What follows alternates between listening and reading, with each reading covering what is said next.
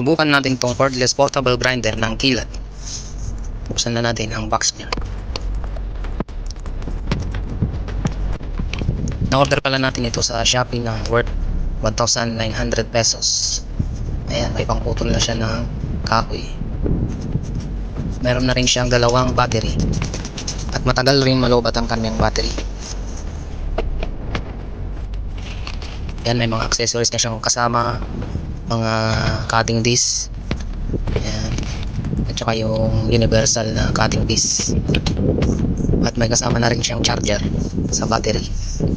Ayan, subukan natin dito sa ating ginawang lamesa. Ayan, ikakat natin ito guys. Ayan, try na natin salpak yung kanyang battery.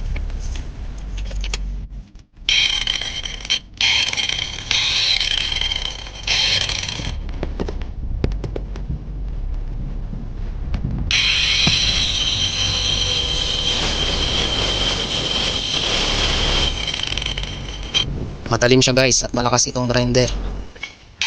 Madali lang maputol yung kahoy. Easy.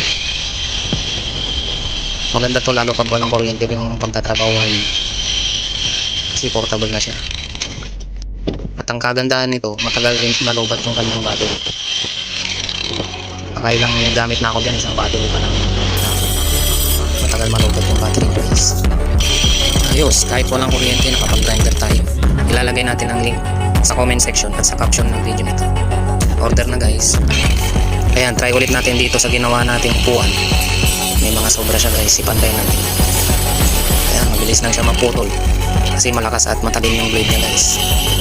Itong blade niya na cutting disc para sa kahoy, free na yan guys.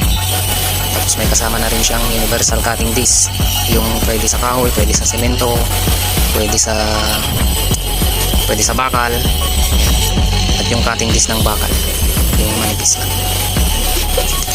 Napakamura pero malakas at magandang quality. Brand niyang ng Kilat. Nasubukan na rin natin to sa GI pipe, mga tubo at mga steel bat. Kung kayang-kaya rin na guys. Madali lang magputo ng mga bakal. Sa mga gustong mag-order nito, ilalagay natin yung link, Shopee link, sa caption, title, at sa comment section.